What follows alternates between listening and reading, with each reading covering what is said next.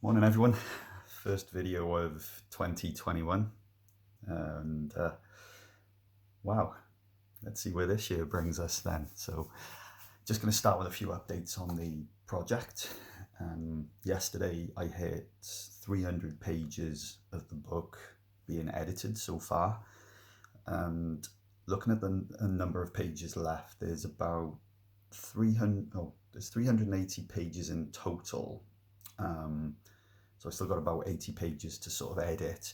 But then there's a few stories that were shared with me in an audio format or via video, which I need to sort of type up.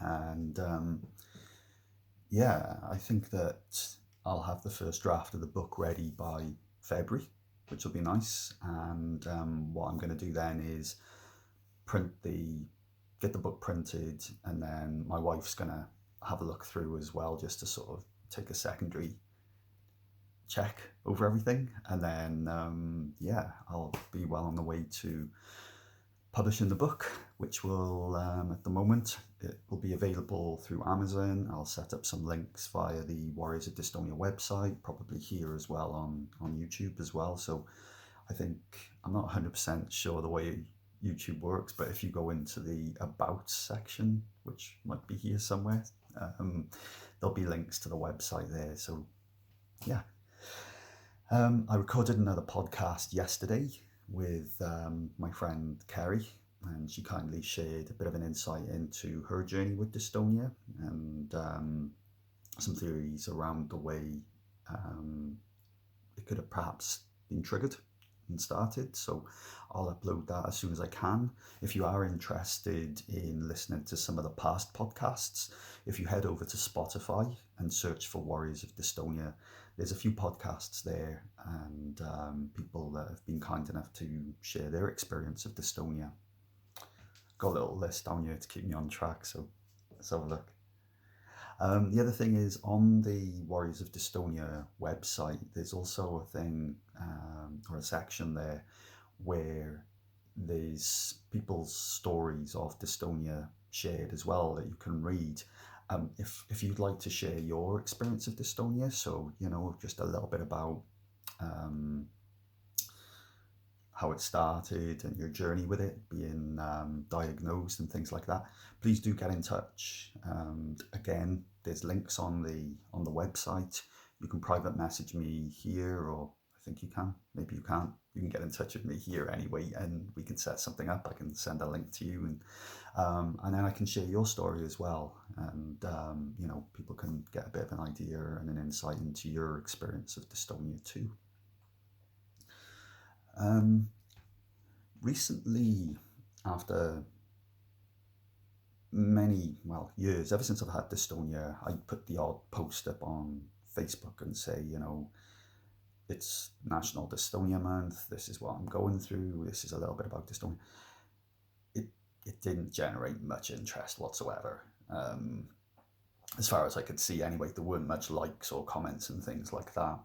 And that continued to be the trend all along, to be honest. And perhaps yourself, if you're on social media and you've shared things about dystonia with the wider audience and the people that you're friends with, maybe it's not generated much interest, and that tends to be just, unfortunately, the natural reaction from people that don't understand things. They don't understand, therefore they can't empathize, and unfortunately many people don't take the time to actually educate themselves and learn a bit about it.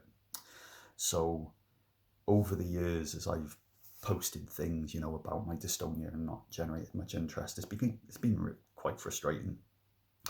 And the same with this project, to be honest. So we are actually approaching, I think this week would be a year since I actually launched the project and started working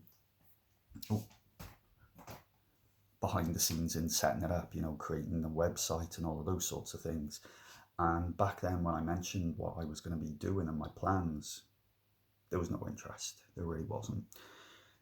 And that was quite disheartening to work with. It's very tough to work with, when you've got a plan in mind, which at that point when I was building a website, I'd already invested so much time in planning and setting things up, still pushed through. Now, as we get closer to the publishing of the book, obviously I want to try and generate a bit of an interest. And the idea of the book has always been about awareness. And it's really important that people outside the dystonia community have a bit of an insight into what dystonia is, you know, and how it affects people. So what I did last week, and I was a bit pissed off, to be honest. I had written a little bit of a Facebook post because, you know, I'm super proud at that point, 250 pages or 200 pages in of editing this book. I've done it all in my spare time, which there's not really been much of. I've taken time off work and things like that just to work on the project. So I'm super proud. And I'm not looking for anyone to go, wow, you're amazing or anything like that. I'm just looking for people to actually take an interest and say, do you know, I didn't know about dystonia, you know, wow, this is interesting, you know. So I started writing a post the other day to say this is what I've been doing and where the project is. And I thought, you know what, I'm going to go for more of a shock tactic. So what I did was I gave a brief description saying, can you imagine what it would be like to get up one day and your body's turned against you? Anything from, you know, your eyes have ceased, you know, they've closed, can't open them, you've got no control, can't control your legs, unable to walk, can't control your body, can't control your neck, your head, tremors, you know. So I kind of opened up with that sort of thing and then went into what the project was about, and seemed to work, generated a little bit more interest than usual. Not as much as I was hoping, but still enough. And there were a few comments from people, and a few people got in touch to actually talk about their own kind of experience with tremors and things, and that, you know, they're currently trying to get diagnosed as these things came out of the blue for themselves as well. So it's funny the way that we have to approach these things, and so I've learned a valuable lesson that I have to try and be as not so much controversial, but be as in your face as possible when it comes to sharing any sort of updates or trying to gain interest into this project and people looking into the book. Last week was my first week back to work. Just going to drink my giant tea.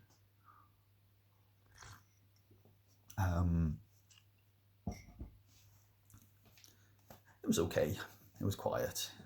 In general, my work tends to have high moments of lots of work and many moments where it's pretty quiet. And I kind of like that because it means that I can not so much relax, but it means that I can calm down a little bit on those times where it is quieter, because I can become quite obsessed and would have often in the past tried to not find work for myself, but made work for myself. And that was a valuable lesson I learned last year, especially with the lockdown. Most of the time you're not going to get thanks for additional work that you make for yourself, and that there's only certain things that the people that you're working for want to be seeing. So, and that's not to say that I don't work hard, but yeah. So I mean, coming into 2021 and coming back to work, it was hard because I'd gotten so used to the Christmas period where, you know, a few of the days that I was off, it was nice to just get up, not have to log in or turn my computer on and look at work, and have a bit of time to myself working on the Dystonia book. So something that's really weird and that's annoying that started recently is that I keep randomly stopping breathing in my sleep. And it's something that I've had in the past. I have had something similar in the past, and it keeps waking me up. And the past 3 nights now, last night was one of the worst. Before I go to sleep, I can feel myself sort of dozing off, and then I'm like, you know, and that's been happening. That happened pretty much hourly last night. So I don't know what that is, and I'm hoping there's not something else that's going to be ingrained in my head for a bit. I had like maybe sporadically 1, 2 days where that's happened in the past, but this seems to be going on for a little bit longer.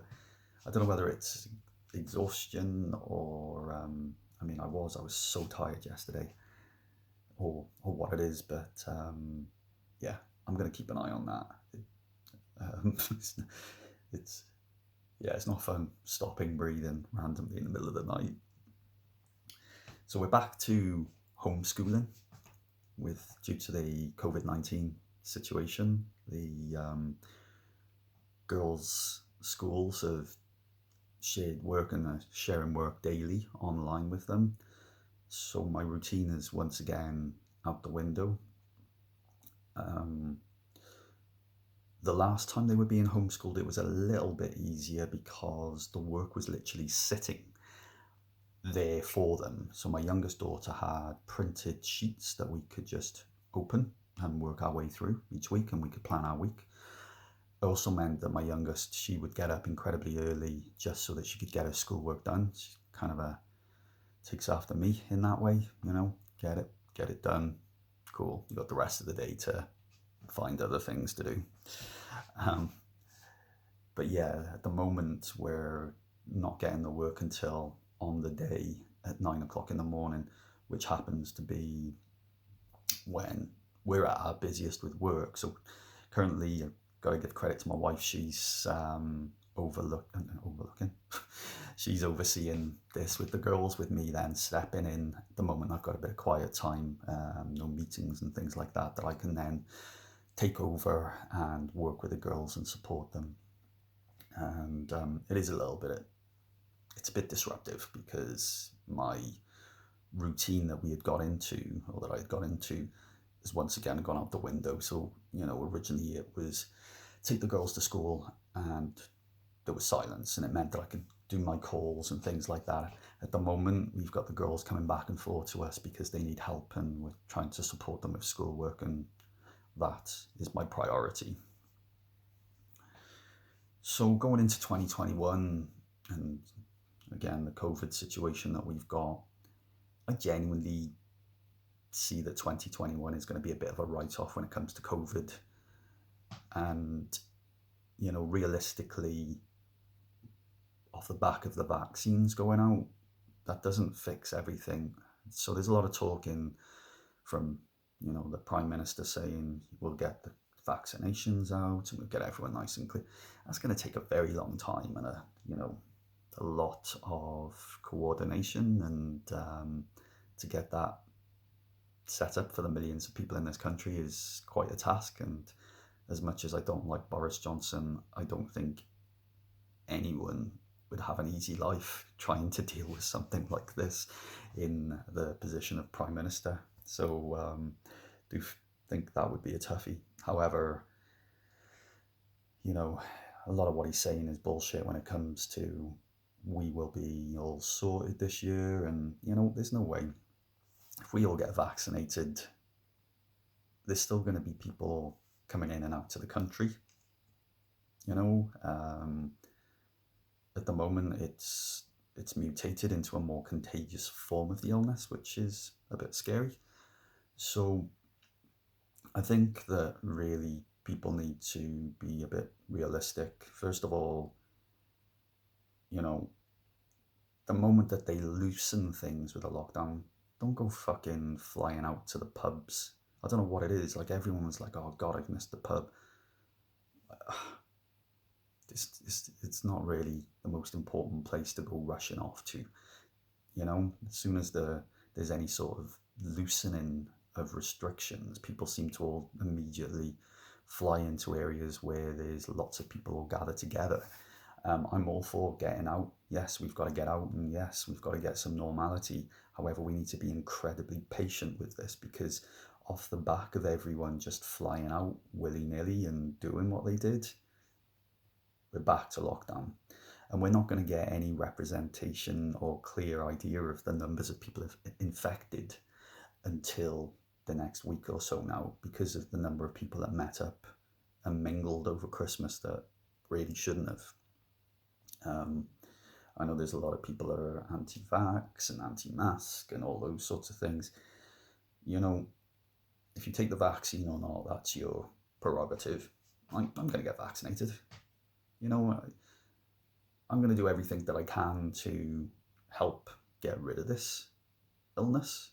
And not necessarily because I'm massively scared of the illness. I mean, it's a horrible illness, and I know of people that have had it, and I know how ill it made them and continues to make them. You know, a lot of people are getting it, feeling better, and then it comes back again. You know, it seems to stay in the system for a long time. So I don't particularly want it. So if I can stop myself getting it, I will do what I can. The other thing with the masks, you know, if you don't believe the masks are doing anything, just wear one out of courtesy anyway. You know, logically, because these people are going, well, the masks don't do anything. Logically, if you're wearing a mask and you cough, it isn't going to be propelled into the air. It will be self-contained, and absolutely, yeah, it isn't going to stop every single little thing, but it will at least help. You know, that's logic.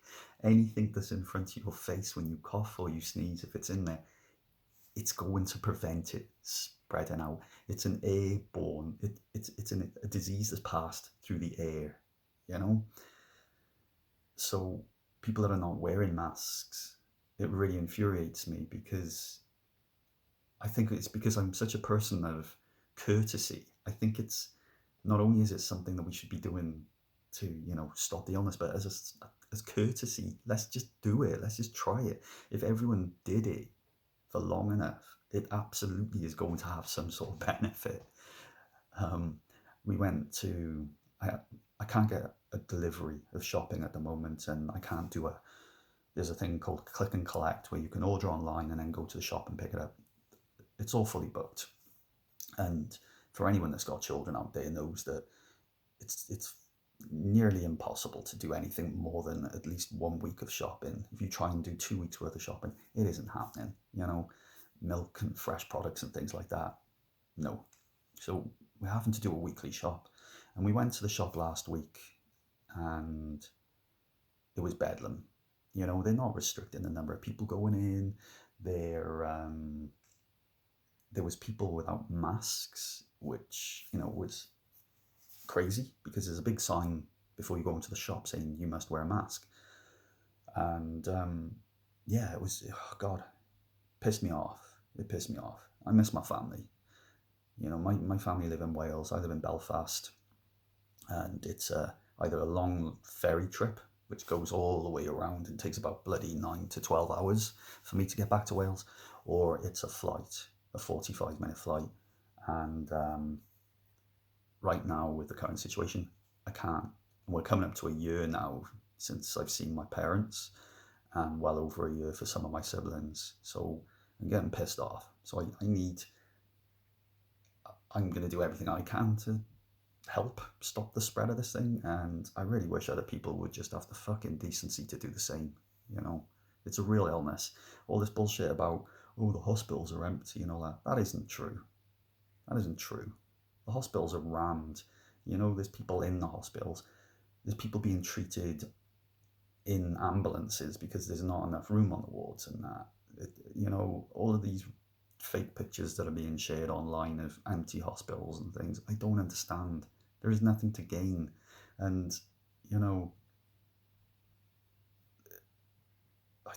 I generally don't know. I don't understand why people think that there's a conspiracy here. It doesn't make logical sense. So anyway, I could rant about that forever. I'm going to carry on with the project as much as possible, with regards to editing the book. I'm so excited to share the book. It's such an emotional roller coaster. Some of those stories, wow. We've got stories of anguish, we've got uplifting stories, there's stories of real torture, there's betrayal in there from the medical practice, and where people are not getting diagnosed or misdiagnosed, or ridiculous things happening with their medication and stuff like that. So this book is something I just can't wait to get out there for people to read, and not just for the awareness, but for people that are going through the dystonia, just to know completely you're not alone with your struggles. My own, before I finish up, my own dystonia has been shaky shakes. A lot of shakes been going on. Had a bad day a couple of days ago, but I think again it's down to exhaustion, not looking after myself, not getting enough sleep, and I planned on I need to get some mindfulness in, not just that meditation, but I have to have everything planned, so I need to actually stick it on the calendar or something on my phone going, Carl, meditation time. That way I can turn around to, my family and that and say, look, this is my time now. I'm going to go and lay on the bed, just clear my thoughts for a little bit. But anyway, thanks for watching this incredibly long and probably boring video, but yeah, take care.